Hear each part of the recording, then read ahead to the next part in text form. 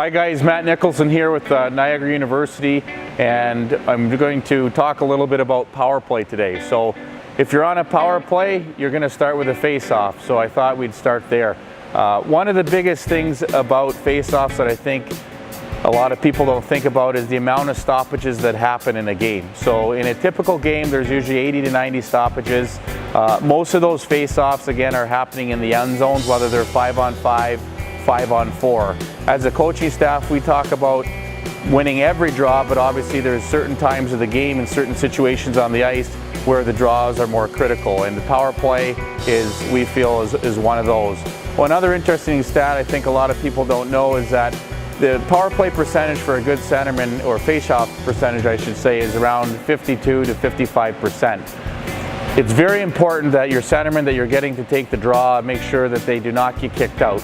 The analytics say that if a player gets kicked out, the next forward that comes in and takes the draw operates at 45%. So using a baseball analogy, there's a big difference over the course of the season from a 300 hitter to a 295 hitter, and especially at the National Hockey League level and even at the Division I level, when you're taking between 400 and 600 draws, that little bit, that 5% can make a huge difference.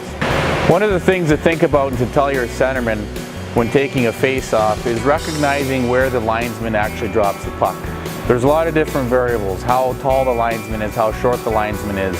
Are they pretty strict on throwing guys in or out? Do you have the league rules? Do you have to put the stick in as the defensive team? We talk to our players that even as the offensive player, it's not a bad idea to put your stick down first.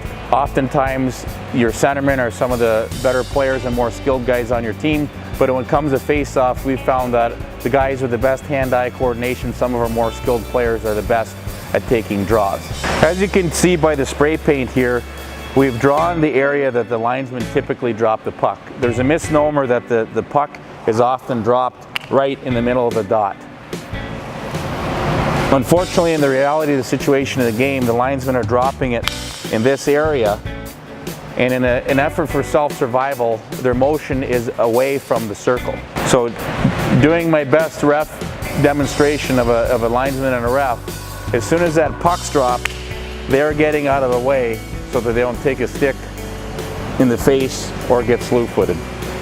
One of the most important points to think about for the players that are on the back side of the ref or the linesman is making sure you guys can identify when the elbow moves. So from the backside view,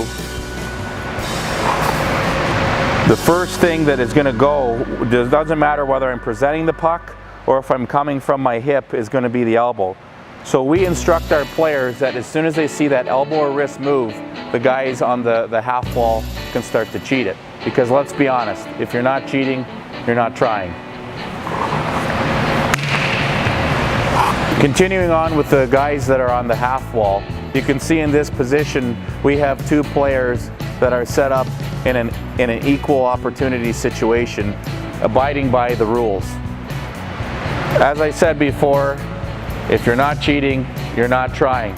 So what we instruct our players is, once that ref turns his back, if we can, at all costs, move the back part of your heels into the markings, so that now you, as an offensive or a defensive player, have the advantage to get to the puck. Again, the game is a speed game, a game of inches, and every possession counts. In this situation, the players lined up in a defensive set that could be a 5-on-5 or a penalty kill situation, but as you see, conversely, it can work the same for an offensive player. In this situation here, we've set up a mock one draw. Oftentimes, the statistics for the centermen are readily available in between periods and after games, and it's the centermen that catch the flack from the media, the fans, and the coaches. But that's not the full story. We make sure that we work with our wingers in terms of jumping the draw, as we mentioned, but also having your wingers help. The face-off is really a 5-man unit, but especially there's a lot of emphasis on the wingers and the 3 forwards up front. So in this situation, picture a draw one, it's in the center's feet, they're tying up. you have to know what you want to do on a face-off. So if your face-off sequence is where you want it to be kicked back, which is usually the case of the defenseman, it's often advantageous to put a winger on his strong side. So a left winger, as you see, on his left side, a right winger if it was on the other boards on the right side. So in this situation, the puck's been won, a battle's ensued, the players come forward and win the puck back to the defenseman.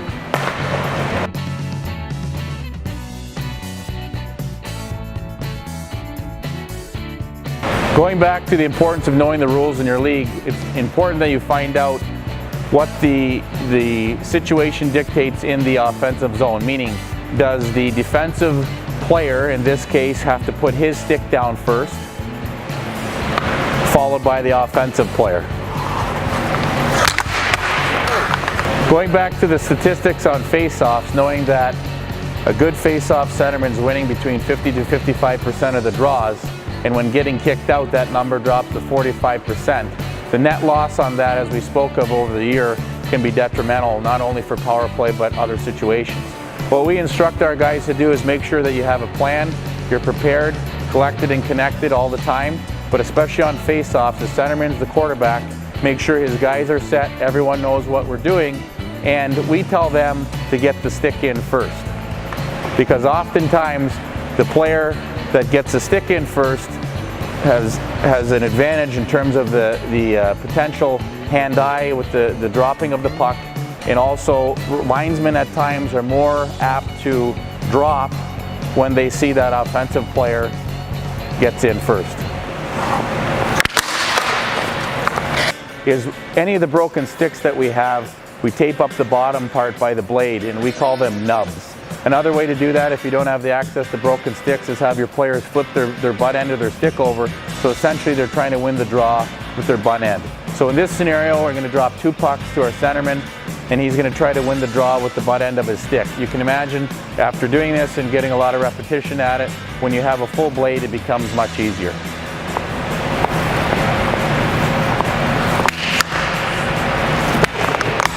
Good.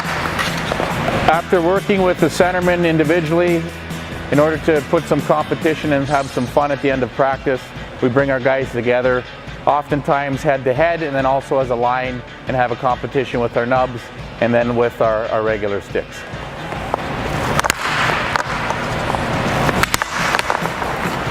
One of the biggest things in winning the face-off is knowing where the puck is.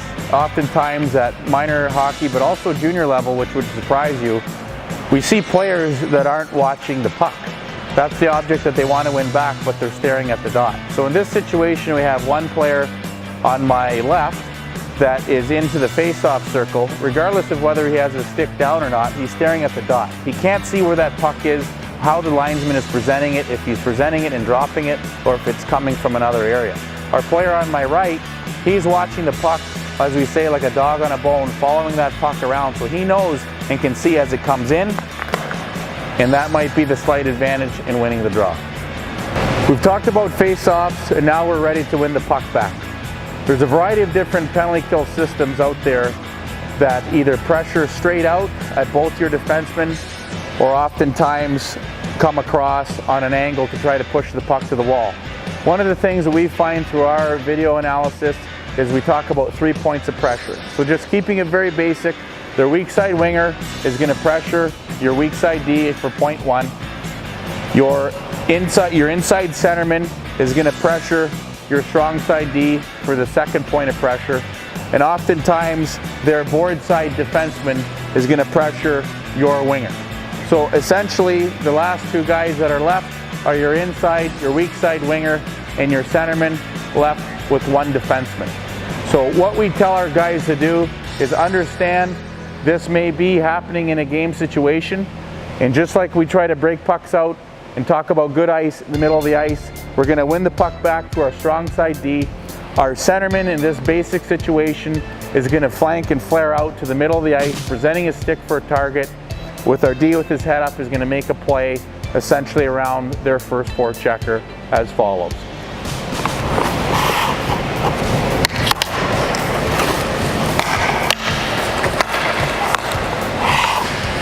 One of the things with hockey that we found as our staff is that A lot of players coming up, again, even at the collegiate level, are unaware of spatial awareness. Too oftentimes I think we get caught up as coaches of teaching a system, but not teaching the system within a system. In this situation here, you can see the red box is diagrammed. We refer to this as no man's land. This is an area of the ice that as a player on the half wall, if you're feeling pressure from a strong side D that you can retreat to, that is going to buy you some more time and space, and often will make the checking penalty killer feel quite uncomfortable. The strong side D is super important in 5-on-5 and 5-on-4, 5-on-3 situations. And what we tell our guys is don't make the job of the penalty killer easier. And what I mean by that is in this position you can see their penalty kill forward with our defenseman, and there's roughly a stick length and a half or 2 stick lengths between the two of them. In this situation we would talk to our D about making his job easier. We want to make it hard on our competition. And with that being said, we like to tell our D, as you can see from the markings back here, to have his feet on the blue line or outside of the line. His stick is still onside should he have the puck, but it buys him more time and space, as you can see now 3 to 4 stick lengths away, and also buys him his partner time should he move it laterally across the ice. For this sequence here we have our weak side D lined up with his feet on or outside the line. Again, it makes D a little bit uncomfortable when you're first asking them to do this. It gets them out of their comfort zone, but with helping them positionally and helping with their hands, feeling confidently handling or getting rid of pucks, we find that eventually they start to settle in. One of the things, we have a line drawn. That line is in line with the short side post. And the reason why we tell our D to be on the short side post is that if he does receive a lateral pass from his partner, he can move with the puck and get outside the checking lane of the high forward, whether that be in a 5-on-5 or PK situation. He always has his space to move to, but he doesn't pigeonhole himself with being too wide. Obviously there are times and places where you do want to spread them out with having wide D, but that's why we talk about the markings on the ice. The marking right here is the mid bar, and the power play we're talking about today is the 1-3-1 power play. That seems to be a hot topic in the last couple of years, and a power play that we've seen from youth hockey all the way to the National Hockey League. One of the biggest things, as we'll demonstrate in a few minutes, is as the top D, you want to move their checker beyond the mid bar of the line. Pull him across, which will open up space on the weak side and also change the shooting angles on the goaltender.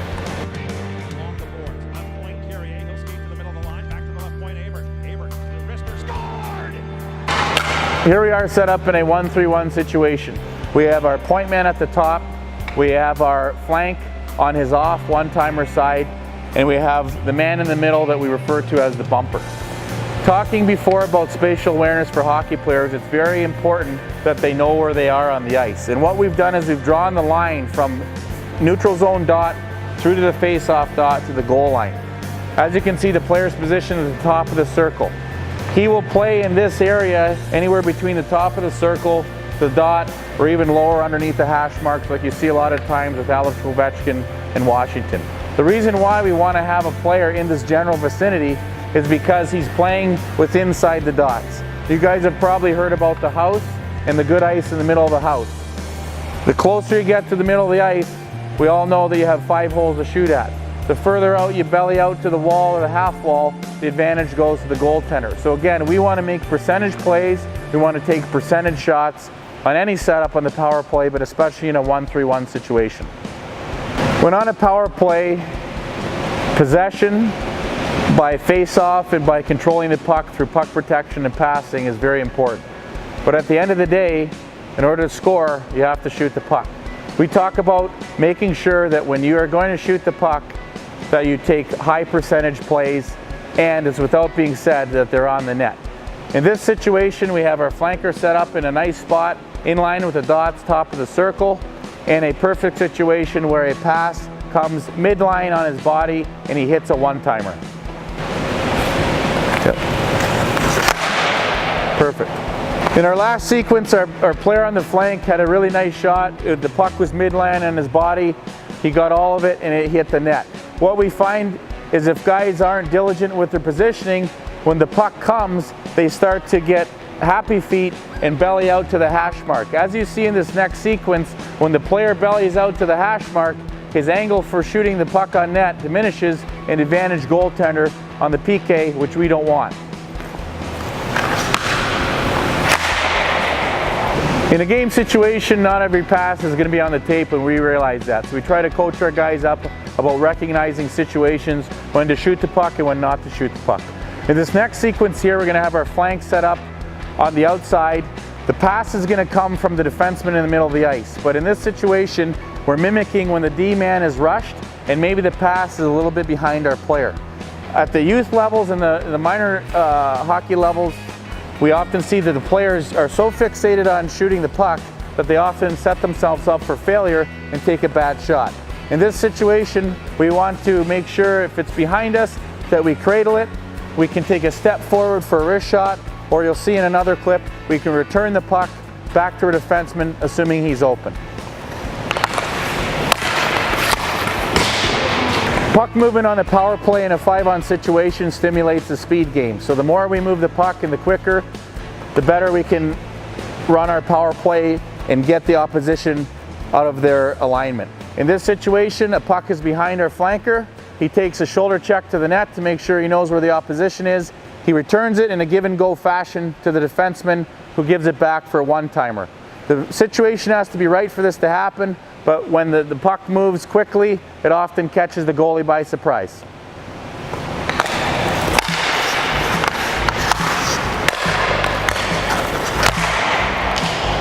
Speaking again on the 1-3-1 power play, we have a setup here where we have our flank on the half wall, we have our bumper in the middle, and we have our two defenders, our strong side D with a stick over, and our strong side winger. The bumper on a 1-3-1 power play is super important because he has to be very aware of the spacing of his teammates. You are always trying to find a 2-on-1 situation in the game of hockey, but especially on a power play. And your bumper guy is often one of your smartest players on the team. So in this situation, we have a bumper in the middle of the ice, but where he's positioned right now is going to make it very easy for that weak side winger to cover him. So what we try to have our players do is visualize these imaginary boxes and move him into the box where he is presenting a target. He's still 7 to 10 feet away from his player with the puck, but he's in between coverage between the strong side D and the weak side forward, and a pass is easily made. Perfect. Here we are in the middle of the ice again. We have our flank with the puck. We have our bumper moved into a better position. We have our line on the ice. A lot of penalty kills dependent upon their structure, but they have the defenseman not going too much past the dot, and unless it's 3 situations. We talked about the 3 Bs: backs, bobbles, or boards. So if a player turns their back, they bobble the puck, or it's on the dash or along the boards. That's when you see defensemen typically jump a guy in the flank. If they're facing them, eyeball to eyeball, if you can see the chest, a lot of the D play patient. In this situation, we still have our top-down winger, so our bumper man has found the space in the middle of the ice. This situation here, if he can find that space, is going to make it very uncomfortable for the weak side penalty kill forward. Because if I'm the weak side winger and I stay here in line with my top defenseman, the quarterback, he's wide open for a shot. Oftentimes you have to respect that man in the middle, so they bring their weak side forward over to check the bumper. Now what has this opened up? Assuming that the player on the flank can make a play to the defenseman, we have a line behind me, and we also have the flank on the opposite side wide open for a shot. You often see this with the power play in Washington, where they find Oshie in the middle, and if he's covered, they kick it back up top and over to Ovechkin. The guy at the net front, or net front presence as we refer to him, is key, just like any other player on the ice. He's going to be essentially tying up a defenseman or taking away the eyes of a goaltender. The goaltenders are too good nowadays with their size and the instruction they get from minor hockey up to the National Hockey League, that if there's not traffic in front, it's often very hard to score a goal. We talked about it earlier about trying to find 2-on-1 situations on the ice. So when we had our flank situation, we had a 2-on-1 from the flanker and the defenseman on their high forward. As the puck moves down the ice, sometimes you need to have support, so we've moved our net front guy from net front down to the goal line area. One of the most important things for him, though, is to realize that he has to be aware of his position, because if he's in the corner where the X is and I move the puck down, it's going to be a lot easier for this strong side D to recover and meet him on the goal line.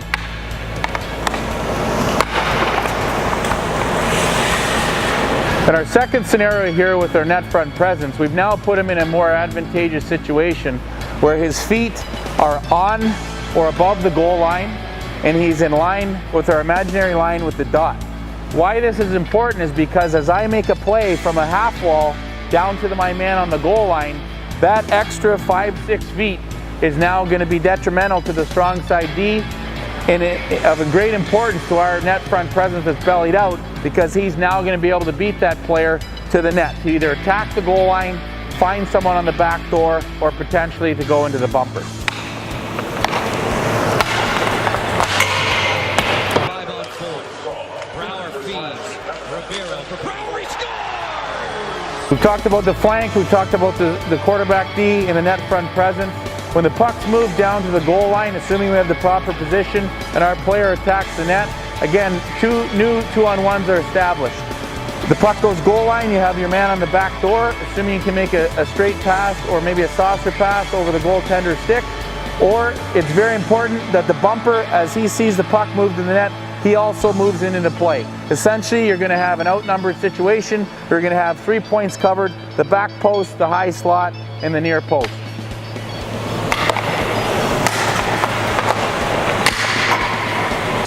One more time, down with Rivera, out in front, they score! We talked about the 3 Bs before: backs to the puck, bobbles of the puck, and if it's on the boards or the dasher. So in this situation, we talked before with our defenseman, but it also works for any forward. We have a box up top we call no man's land. That's a safe spot or home base at times. We find if players climb that they will shake the checker. So in this situation, you're going to see a bobbled puck. The strong side D is going to attack me. I'm going to escape and go up to no man's land, which is going to make him uncomfortable. He's going to fall off. Recognizing that, I can attack back down on him with time and space to make a play.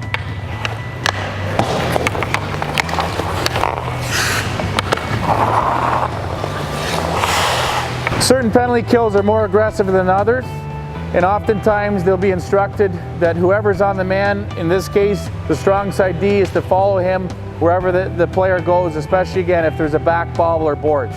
This sequence here, you're going to see the D follow me all the way up to the no man's land.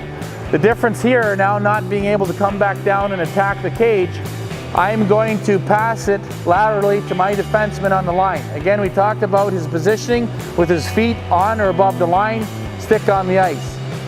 You have to have a little bit of ice in your veins, both as the passer and the defenseman, to pull this play off, because you have to move the puck at the last second. That's the 2-on-1 we're finding there. If they start to bull rush your D in the middle, he can touch pass it to their flanker that hopefully will have a shot opportunity but be able to attack the cage on the other side.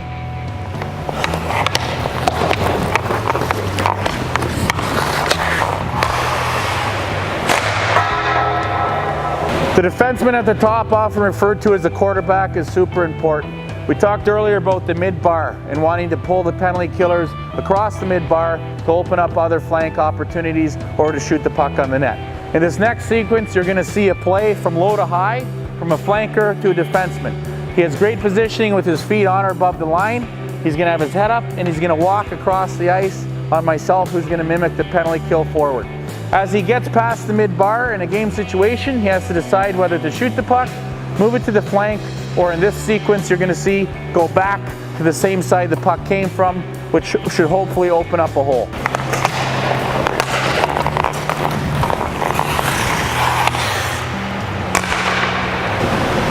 Power play situations, oftentimes you're under a lot of duress, or even 5-on-5. The way the game is and the way the game is heading, it's very hard to score, and space is at a premium.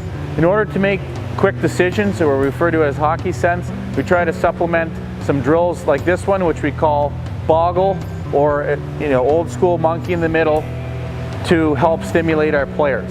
And again, a lot of guys have to understand that you're not ever attacking a player, but you're attacking space. That goes for on a power play, it goes for our forward versus a D in any situation on the ice.